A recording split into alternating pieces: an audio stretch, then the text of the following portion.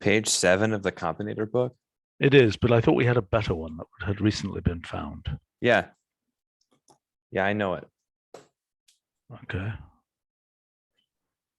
Can we find it just to put in here? Yeah.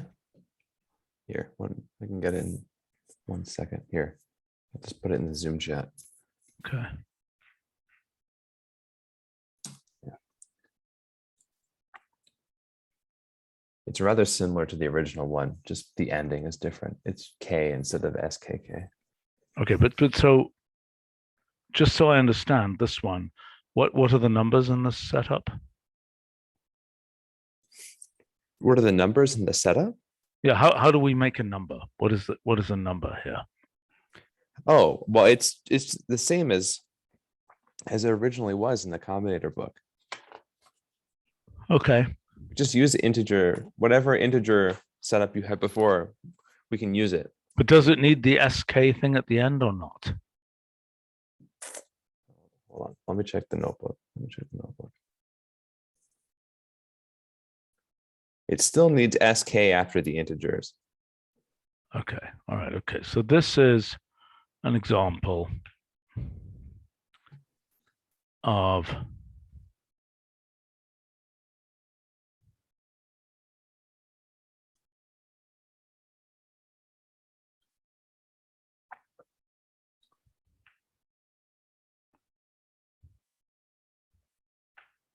I guess we can do 1 + 1 = 2.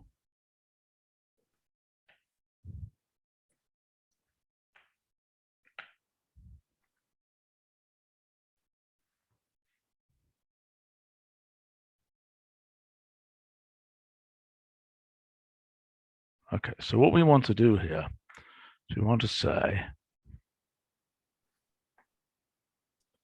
labeled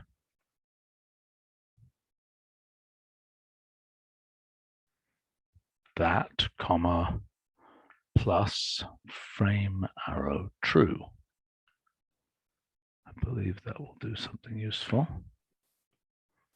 Right. So then we say here, labeled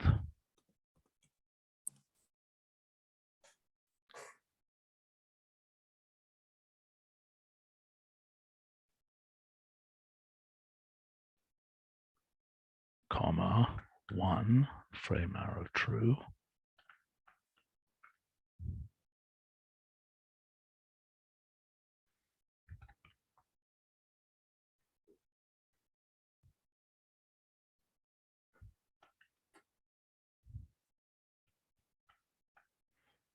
Actually, I would really like to show this.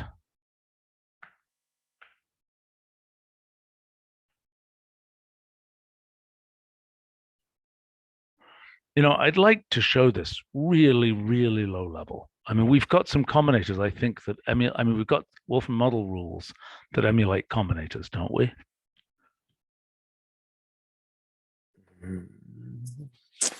Do we? I think so. If we've got that, we could show something which is basically just a graph transformation. Yeah. Okay. And then we can zoom out and say, because I don't really want to get into a long thing about combinators here as such. But actually, we could make this even more obscure. But instead of showing S and K, we can just show them as dot and dash or something. Like with Hilbert, tables and chairs type thing. Right. And then we can show 1 + 1 = 2, 2 + 2 = 4, things like that.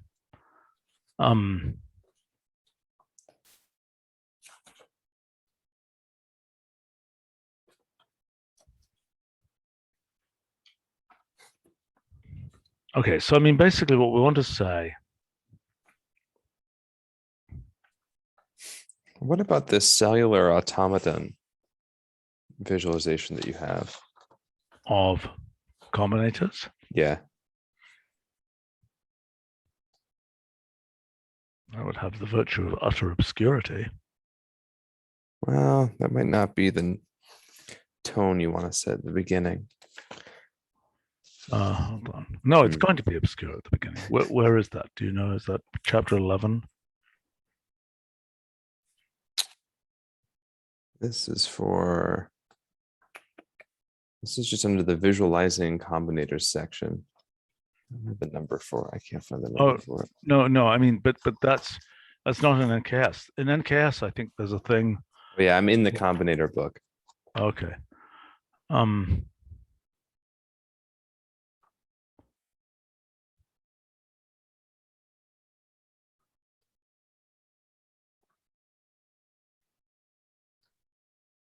Hi, Steven. Hi, James. Good morning, Nick. Thank you. Basically, your messages like woke me up. Oh, well, did you get enough sleep though, Nick? Not enough, but that's okay. It's never enough, you know. Well, welcome. We began not long ago, so you haven't missed much. We're basically, well, beginning to develop the outline for the post. Yeah. Oh. Cool.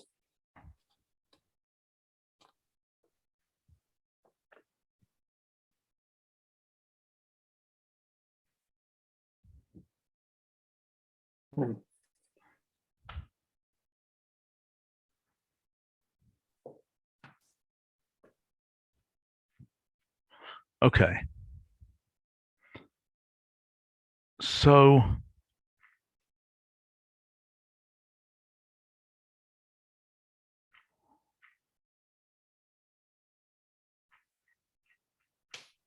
let's see what I was talking about here. So look, there are,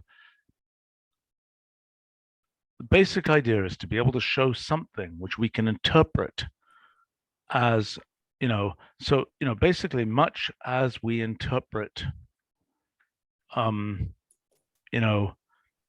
pieces of the physical world as, electrons and crystals and planets. So also we can interpret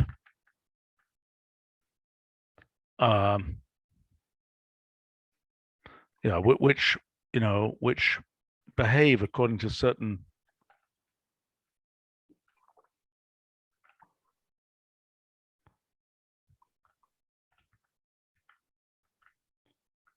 so also we can interpret pieces of the mathematical world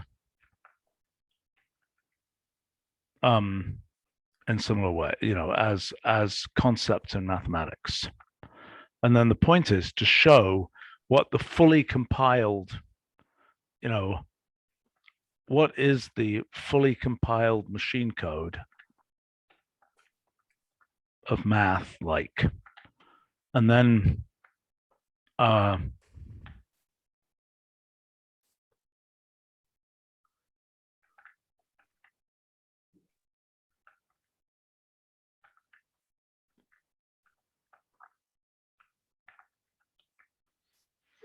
I mean, this has to do with the whole idea of entailments and two-way rules.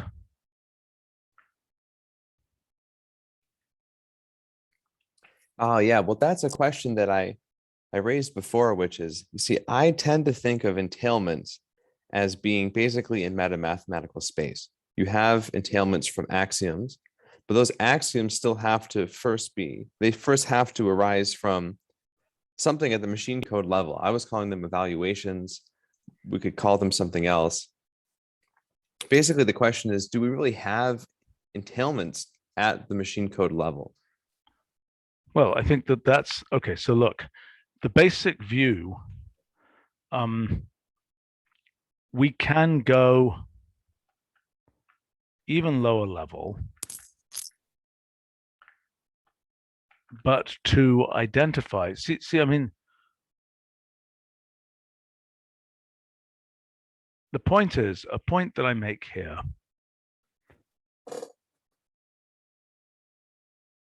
what is the essence of mathematics? We have to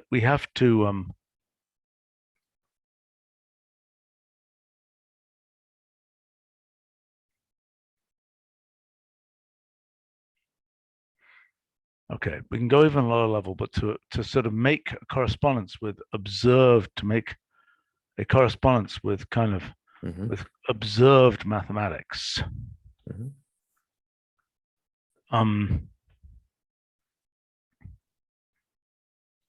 We need a slightly higher level picture. Yeah. And our picture is going to be, our picture will be an ocean of propositions, basically, or an ocean of statements.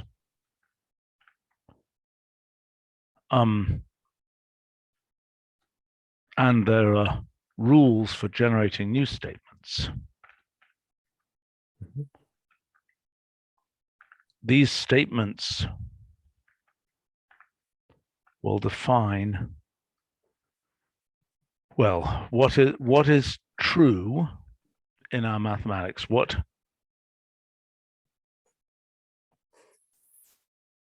our mathematics is made of. Yeah. Which could be what exists, what is true, etc. But that's a more subtle issue. At the very least, it's what the working mathematician actually uses, right? Yeah. It's not. It doesn't have to be true, right? That's so Well, the ocean of statements can be anything. Well, they don't necessarily have to be. I mean, they can be assertions and so on. But I mean, the whole point is that. Okay, so hold on. Let me just think about this for a second. I mean, what we've discussed before at length is that we have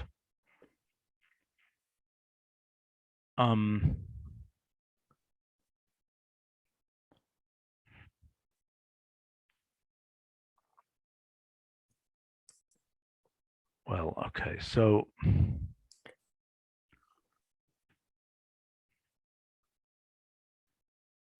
in the end, in the Rulliad, there'll be all of these different kinds of things, but we want to have something, but, you know, to make contact with human mathematics, the easiest way to do it is to have entailments like modus ponens, where we say, we pick up there's certain rules that, you know, we're fundamentally just doing transformation rules and pattern matching to make progress in mathematics, so to speak.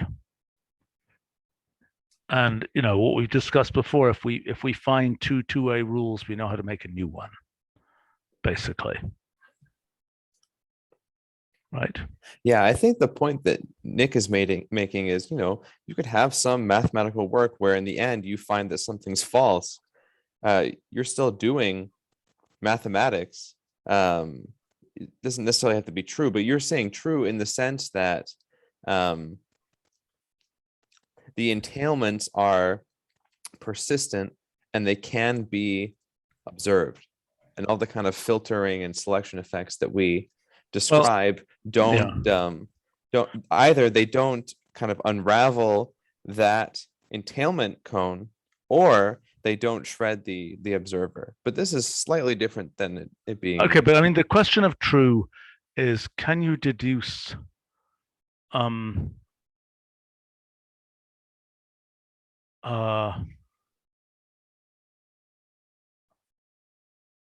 let's just see something. Sorry, I just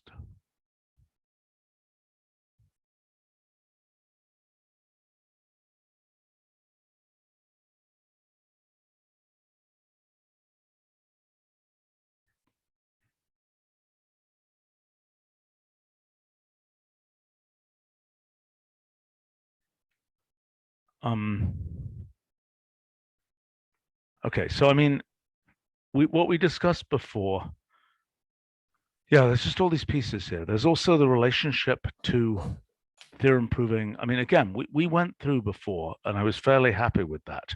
How we go from the raw, let's see, how did this work? We've got a set of entailments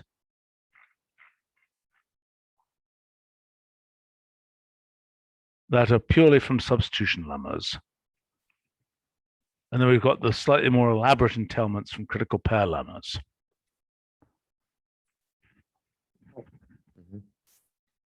Also known as cosubstitution. This is what Nick calls it now. Right. Yeah.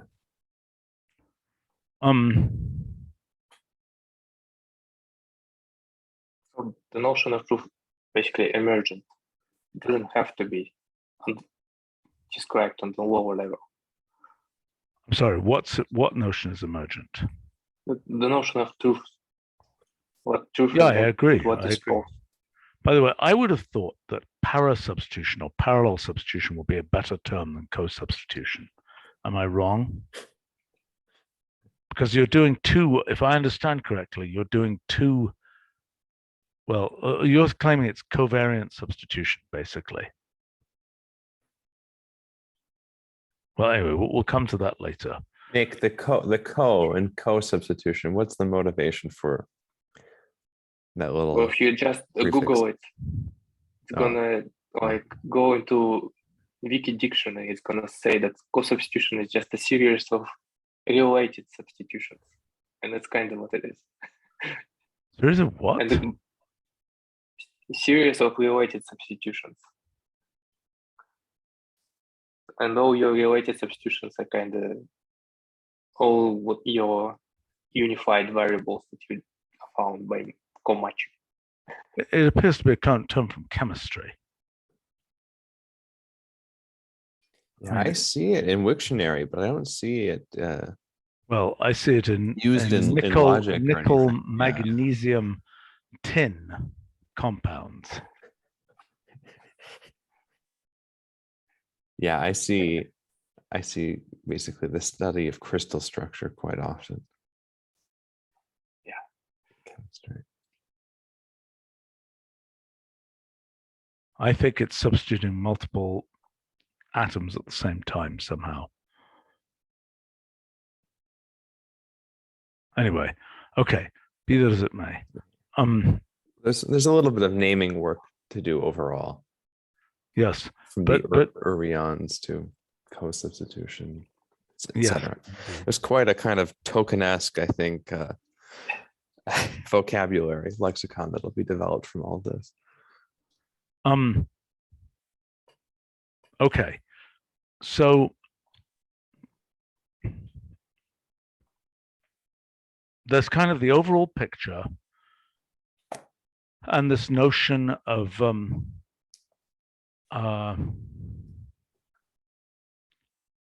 well, the thing is, there's a notion of underlying rules.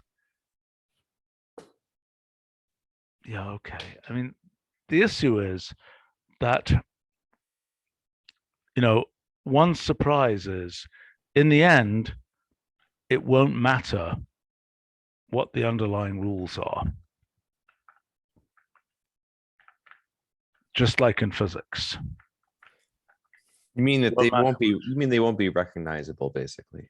No, it won't matter. You'll be able to change them, and you'll still get mathematics. You'll still be able to identify. I mean, you know, just like in physics, just like in statistical mechanics.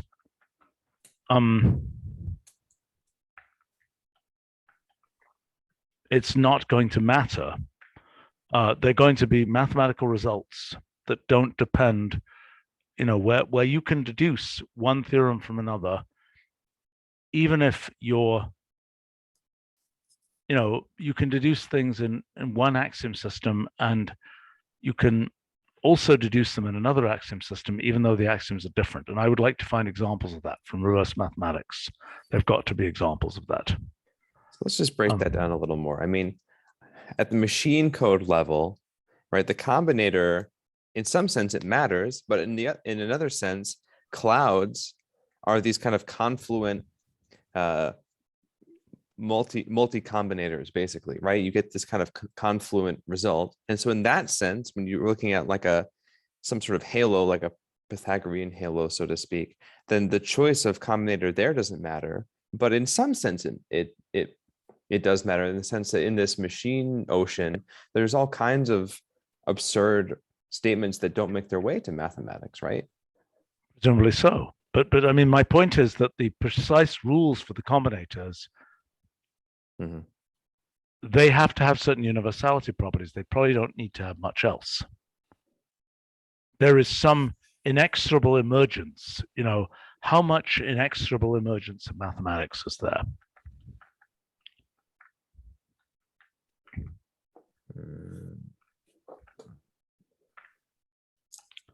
And how much does it depend on the molecular, on the quotes atomic level? Now, throughout this, I'm going to ask questions like, is this a question that we kind of raise? Is it a question that you want to actually begin to answer? I want to begin to answer it. I don't think we'll get the full answer. No, it seems like this one probably a quite elaborate rheological study looking at all these different. No, not only that, it probably requires a whole new bulk metamathematics theory, et cetera, et cetera, et cetera. Yeah. Just fetch one thing to eat here for just 1 second. Yeah, sure. Then what I want to do, particularly with Nick, is I want to see what we know about the empirical metamathematics stuff. Well, what we know over this, if we've had a chance to both understand more about, what are these? These are, okay, so this is just an example of a combinator-like thing that we had, you know, which we were using. So initially we can use tree-like expressions because they're familiar, but it's not necessary. And I think there was an example that I think Max helped with, which was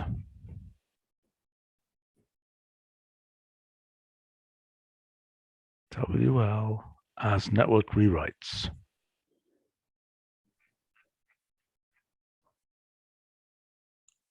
Where is that?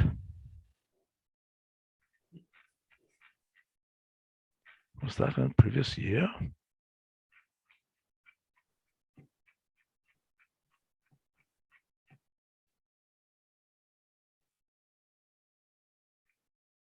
Where the heck is that?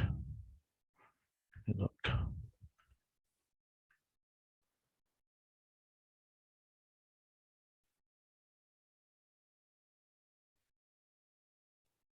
That's a bit unfortunate.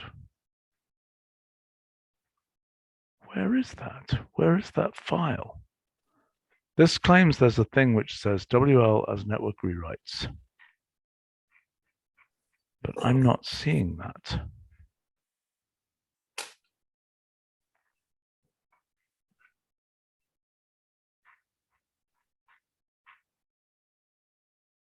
That's really odd.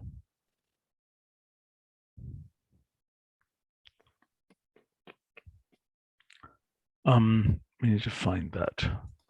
Where is that? Why would it not be picked up by a search? You think that's the title, basically? WL is a rewrite? Well, that was the claim, at least. Yeah. I don't see anything like that in my Dropbox.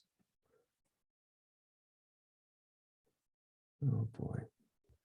That's frustrating. Oh, hey, Wolfram language as network rewrites. Yes. Where is it? Can I send you the link? Would that work? No, Dropbox link. Just tell me what the directory is. Okay. It's in blogs/metamathematics. Oh. By the way, Stephen, as a general question, the copy a link mess. in Dropbox, it doesn't work. Well, it just doesn't take me to my own file system. I see. That's too bad. Okay.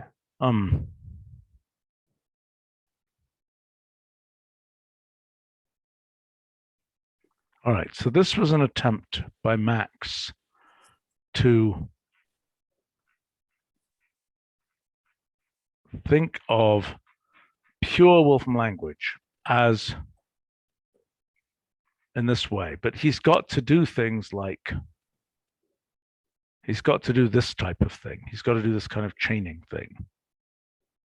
I mean, he's basically got to define a tree.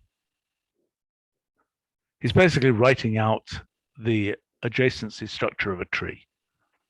I'll be right back, just a second.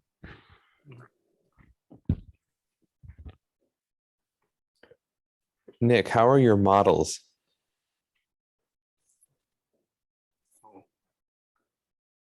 Well, I don't know. This round started much better. So there's gonna be some few weeks of burning, and then it's gonna be recover. Okay. It seems like. Well, good. Okay.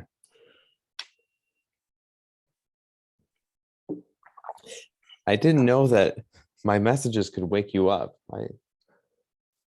Did you have your? No, just not always. Not always. It's just like so. Sunday night is like I put my notebook, just computing some model stuff. So Right. it was. So your computer's just, on. Yeah. Yeah, it was on, and it just finished actually around 5 minutes ago. It's still. So it takes some time.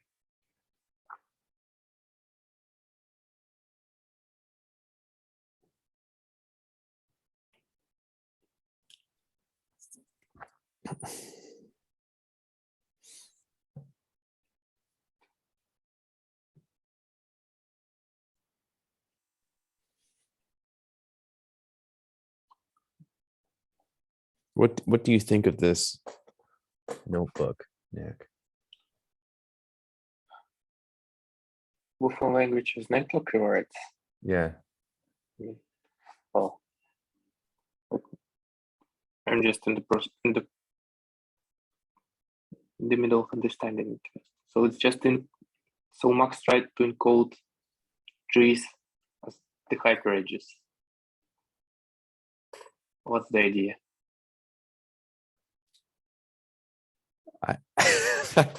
I don't know. I don't have any context. Do you have the notebook, Nick? Could you find it? Yeah. Okay, yeah, you have it. Okay, good. I found it. So, Yeah. Hi, guys. Steven. Were you looking at this? Yeah, we were Yeah. just beginning to discuss it. Nick's still making sense of it. Yeah, I'm still in the middle of understanding what's happening.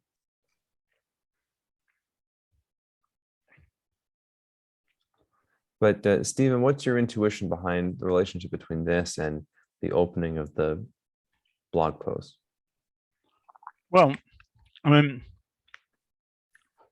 look, in the end, what we're trying to do is say, how do we compile existing mathematics to the lowest level form? Yeah. Okay. We can do that. The least alien place to start is Wolfram language. Okay, yeah. I understand. Okay. And the question is, what are we compiling it to? And we could compile it to trees, but we understand more about hypergraphs. Now, I'm trying to understand, like, for example, if we can, it may not work to compile it to hypergraphs. It may not be useful. Right? It may be it's full of weird, tree pseudo operations. If you understand what I'm saying. And that would be interesting to know. I mean, I wonder. Go ahead. I wonder if we can just encode it similar to Metamath just it's also a sequence, right? So you can use stack in order to encode your tree as a hyperage. Yeah. This linear fashion. Yeah.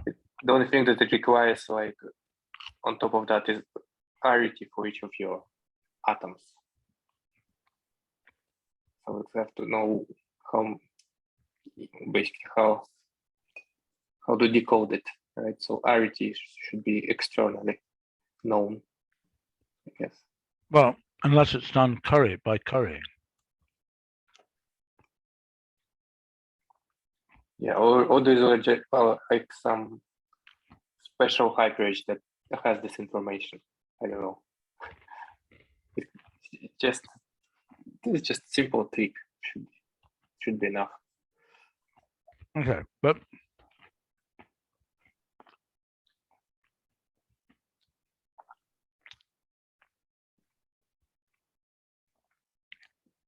okay, so Max is claiming that this evaluates Fibonacci.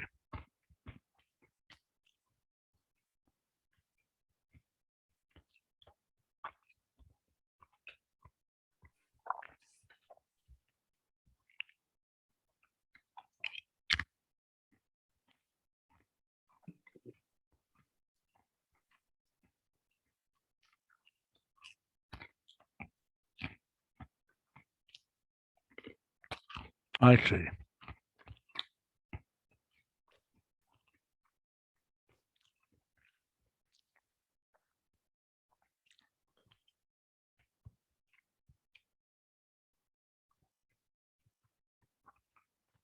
I don't quite understand this. Okay, so the first rule, I'm just looking at rules, is just like, basically, if you have something equal, you can replace it everywhere, right? Left hand side with the right hand side. Yeah. Second rule, basically definition of Plus. Yeah, one way to make an expression of plus or equality. Then there's like Fibonacci rules. That's it. Okay, then just go.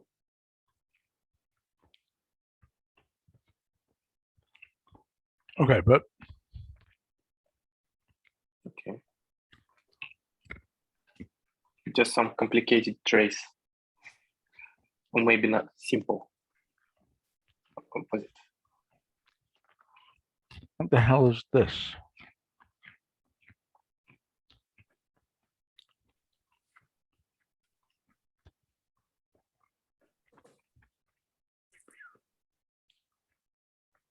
Is that binary incremented by binary numbers? Well,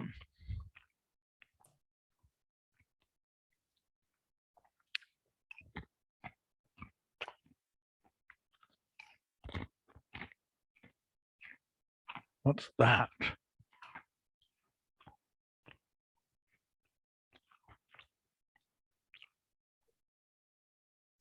Oh dear.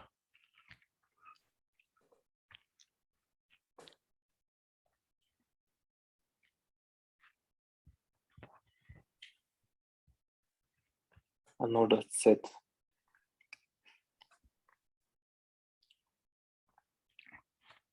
Okay, but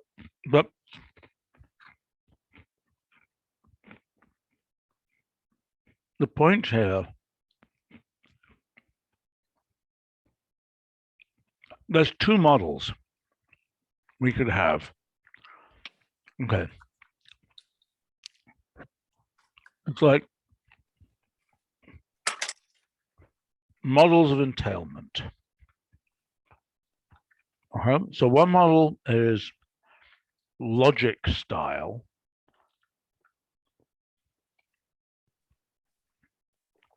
Well, okay.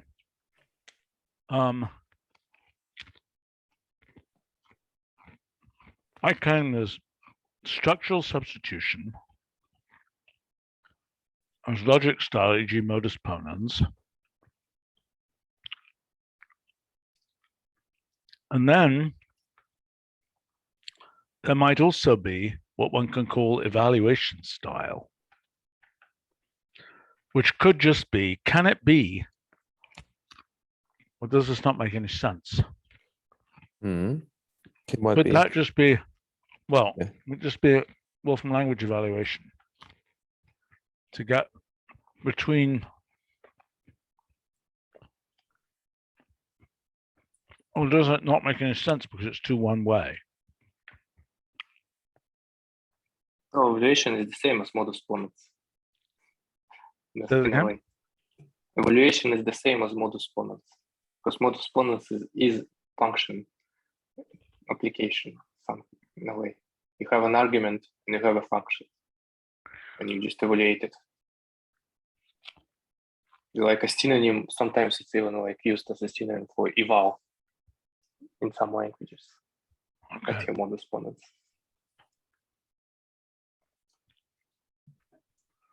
Well, so your claim is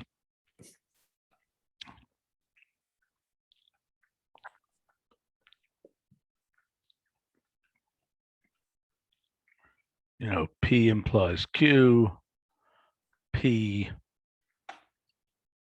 entails Q. But that's using this idea that implies, thinking of implies as assignment, basically. I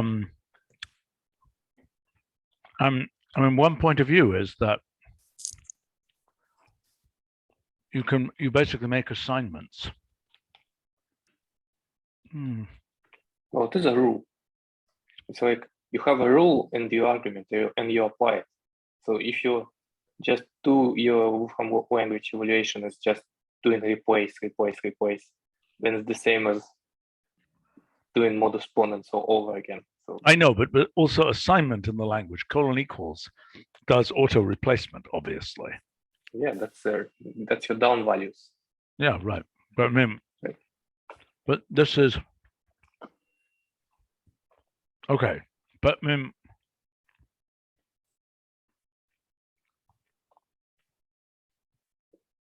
so my question is,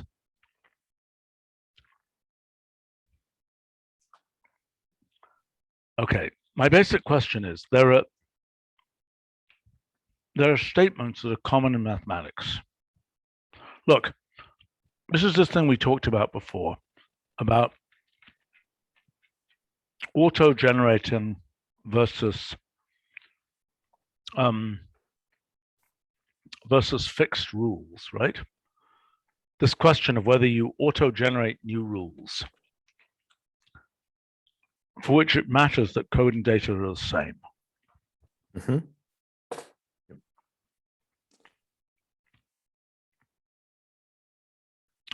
But the claim is that in the end, it's never essential. Okay, so the whole point is there's a long sequence of things where one's talking about the importance of auto let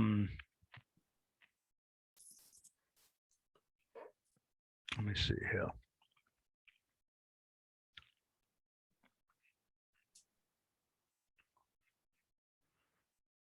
Okay, part of the proof of all this stuff is being able to show how it relates to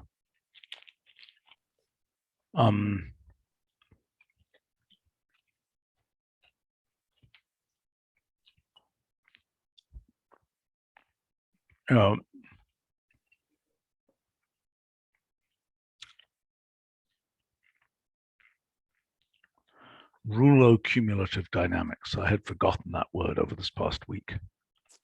Yes. Yeah, I'll add that to the summary. I forgot about that too. Oh yeah. Oh yeah. Right.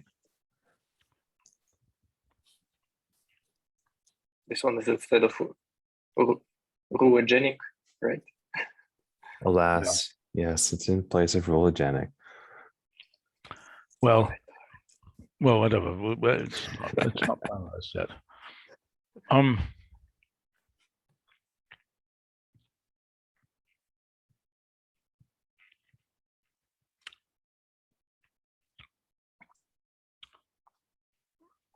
Okay.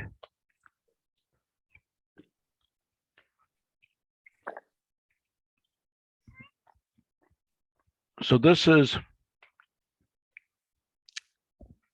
so this is a lot of detail about how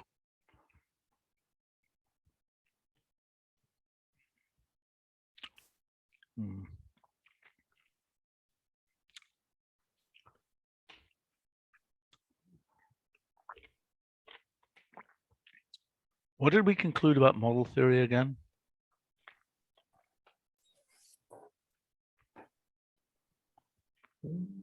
As you add more, There's probably a strong relationship between model theory and observer theory, in essence.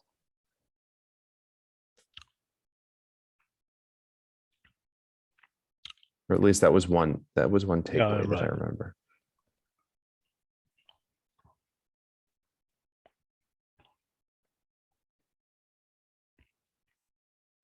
Isn't it like finding a model? It's just equivalent to finding a lower level representation, like compiling into combinators. So if you find a combinator that for your plus combination, it's basically a model.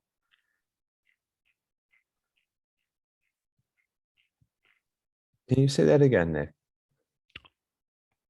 Well, a model would for plus as a combinator is the same, right? It's model theory in the same sense. Mm-hmm. That What? Say it again.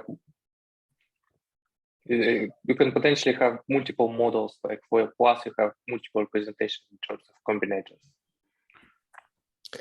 Right, and this is what Stephen's been calling like a machine cloud or a machine halo, right? Where you end up having multiple ways of realizing something at the machine code level.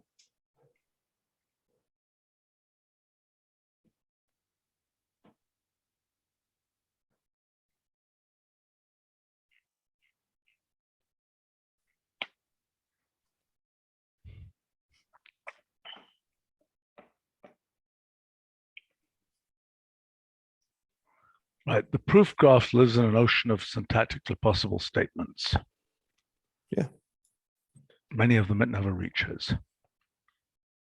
Yes. Because they might have their own connections. What, the other statements? Yeah, given some completely different axiom system, effectively. Sure, but the question is how many graphs actually become kind of amphibious creatures that crawl out of the ocean, so to speak, right? Yes. There's our recognizable mathematics, and we still have to kind of understand what exactly it takes to crawl out of this syntactic machine ocean. But also, if we understand what those actual criteria are, whether or not it actually can apply to alternative axiom systems that we don't use. This is, for me, still a big outstanding question. We won't answer it for this blog post. I know. But so my question is, what are we going to learn?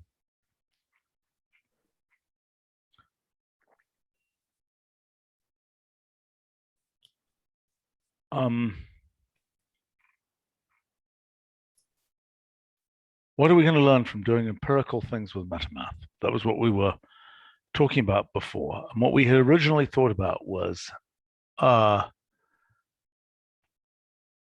we've got a bunch of proofs. Well, what do we think we can do empirically with Metamath?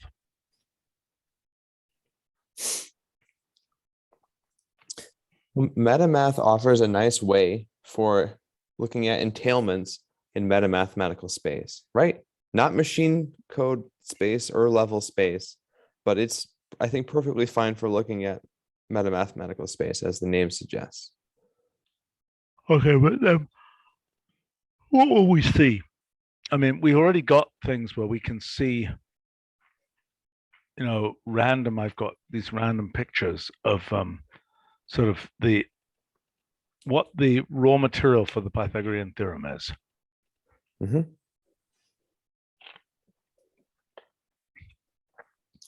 So Nick, you have that notebook called the Metamath, right? You remember that one? Yeah. At this point, Nick, how far do you think are we from being able to evaluate from simple axioms in the in Metamath and look at their entailments?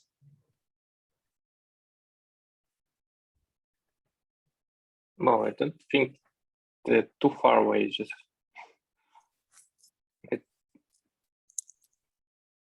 because it's a pretty straightforward way to just take the proof from the Metamath and start just generating, I don't know, just evolve something else. Right. Oh, and by the way, Stephen, this is something that happened since we last met. And Nick, if you want, maybe Nick could show you. Nick has this nice function that he developed for basically taking, start with some axiom system, and then you name the proof, and he has this nice kind of distance function that allows you to do some nice sampling for without. Why don't you show me? I'm great. realizing I'm really quite tired, and Metamath is probably not something I can do very well. But show me what you have. Wait. I think Nick is tired because he just woke up. I'm tired because I need to go to sleep. So James, it's on you. You showed. What's that? James should show it then. I mean, I can show it, but because it's Nick's function, I feel like he will explain it better than me. Okay, why don't you try? I can't even find it. Okay, in two-way multi-replace. Yeah, it's just in two-way Something like multi-replace. Oh yeah. I don't think it's like very useful. We haven't like actually done something about it. We haven't done anything with it, but Stephen doesn't even know it exists. Yeah. Okay. Show me. Yeah, show me. And I think it will be relevant for finding entailments from axioms. Yeah. Right. Plus, it involves this idea of thinking about distance, which is something that Stephen also mentioned he's interested in. It's in terms of variables, right? Right.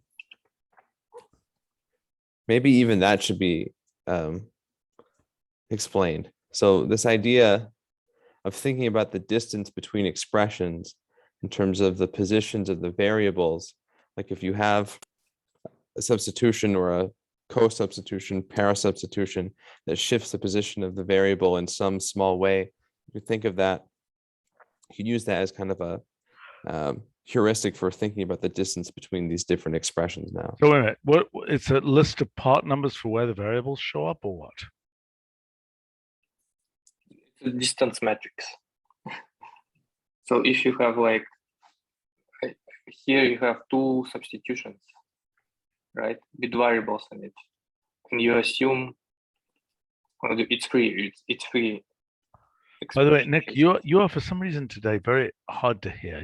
You're some kind of echoing or microphone or the wrong microphone or some other such thing.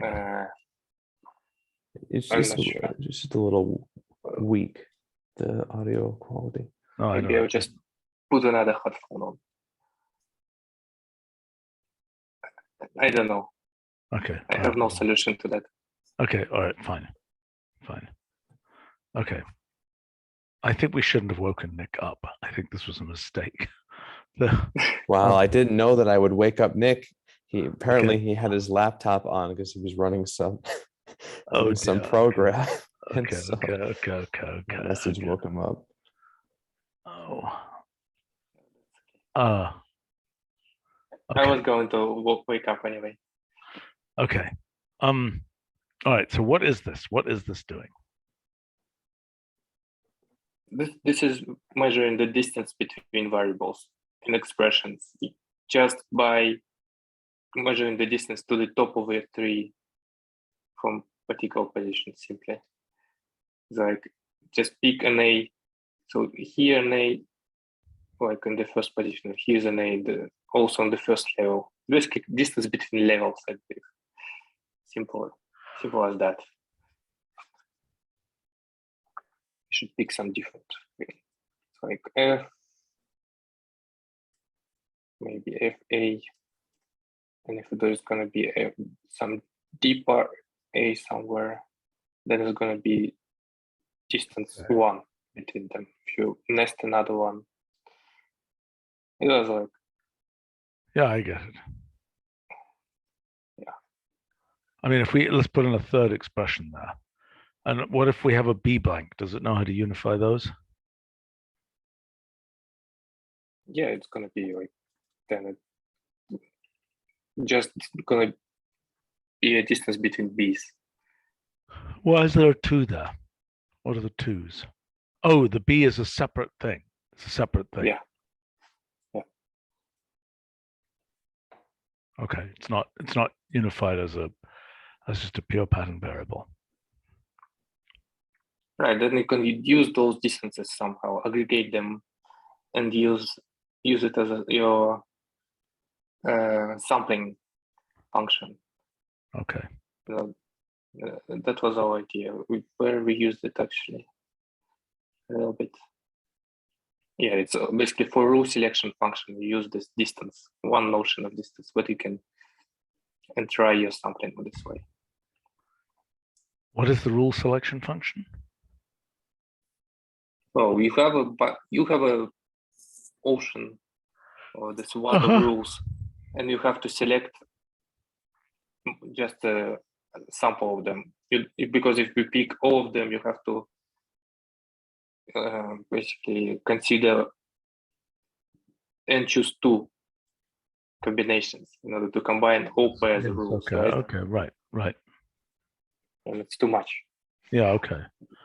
Fine. So you're looking around in a certain local region defined by some nearness criterion. But the other thing we had been asking for is in the propositions of Metamath, whatever it is, the 50,000 propositions, how are those laid out in kind of in expression closeness space? That's why I mentioned this function, because I'm wondering if we can apply it to the Metamath data, Nick. Yeah. That's why I brought this up. Okay. In part, also just as a general update, I thought you should see it. Yeah. Well, not particularly. I'm not sure about the variable distance exactly, but some notion of distance. Well, we used it basically how I hope defined equation or proof uses something like this in the end. If you include your hypothesis as one of your axioms, and then sample by some proximity to it, then you have a much higher chance in order to derive some true intent, right? Mm-hmm. Say that again, Nick. So if you have find an equational proof how it works, in addition to your axioms, a list of axioms, you add a hypothesis and start deriving stuff. And your goal is to derive some common truth in the future entailment cone, right? Yep. And you can subsample your lemmas just by some distance to your hypothesis. But hopefully it's gonna make it easier. Yes. So that's what's an idea. Just sample closest to the hypothesis by this distance, but it's not the only notion of distance. Right. I wonder whether there's some model theoretic notion. Well, I don't know how that works. I'm really tired. I'm sorry to do this, but I think I have to go to sleep because I think I'm going to be decreasingly useful here. So I mean, the next steps, it seems to me,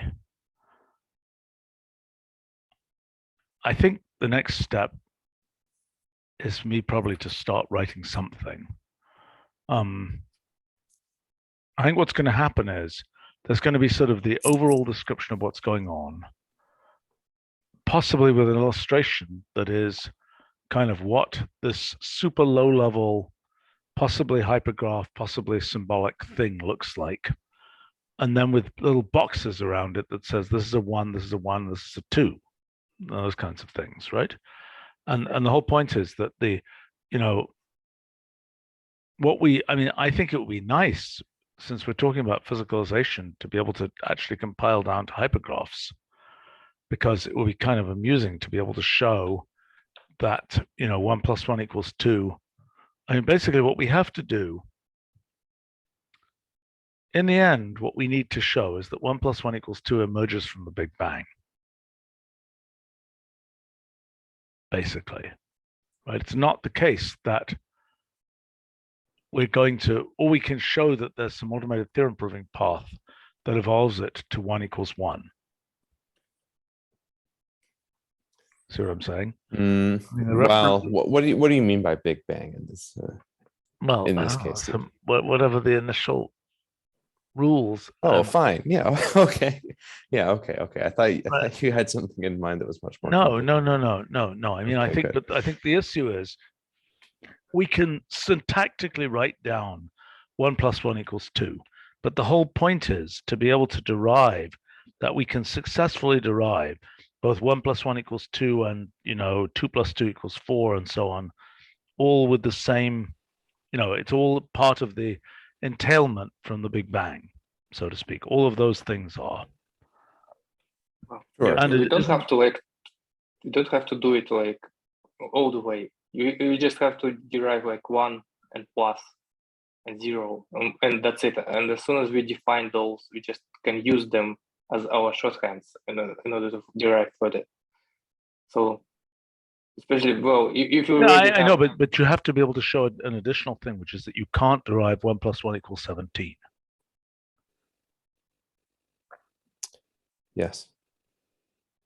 Well, you can do it from the same axioms. So if you do it in the Metamath, for example, you can also prove the same thing, as long as you have the definitions of those pluses and some axioms.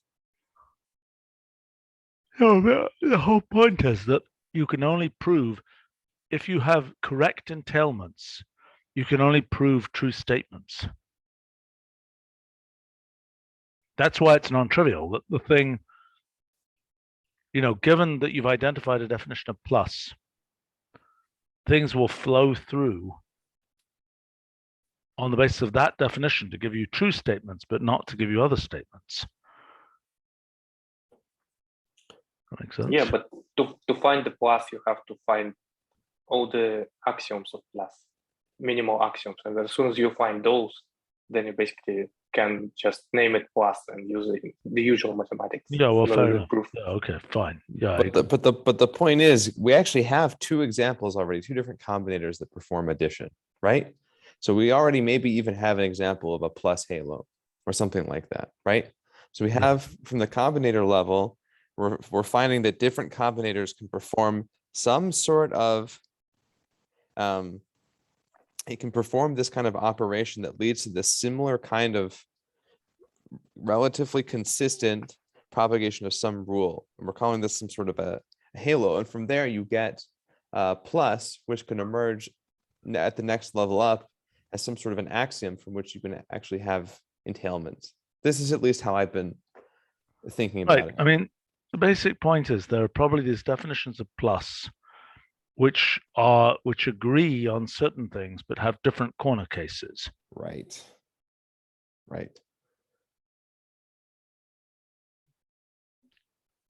And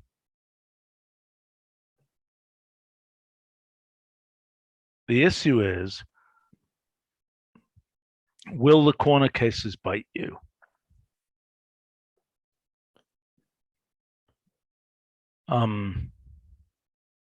It's a good question. Right, and that has to do with whether the interior of the set stays interior and things like this.